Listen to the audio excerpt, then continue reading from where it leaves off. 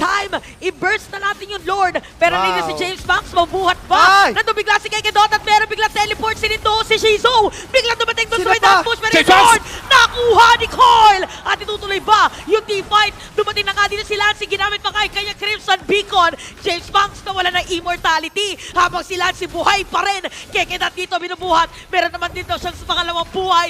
Pero yung minion wave dun sa may middle lane, hindi nila pinapauwi yung mga players na AP Bren kasi gusto na pala yata nila tapusin yung laban. Si Benny Cutie rumaragat na lang dun sa may bottom lane pero si Shutdown. Shizu dumedepensa pa rin. Nakakadepensa talaga ang AP Bren at mukhang magbabak na nga ang TNC Pro Team. Wala si Benny Cutie pero 4v3 scenario ang ating inaabangan. The Evolved Lord is already marching in the mid lane. Inaabangan na lamang ng Phoenix Army Sabay yung yung huling minions. push na pwede nilang gawin dito. Parang ang hirap depensa na to.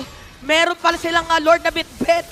Meron pang Lord na kailangan depensahan. Pero Huli PNG si Shizu. ready sila ngayon. Pero look at Shizu. Sumasayaw pa rin. Kaya ba to? Lord ba talaga ang gusto lang gawin? Ang gusto lang kumuha ng mga James players sa Banks! TNT? Wow! Coil is down. I repeat. Coil is down. Isama mo na rin si Yawi. Pero yung Lord, hindi pa rin nadedepensahan. Si Dreamer DC dito gusto mag-power lock.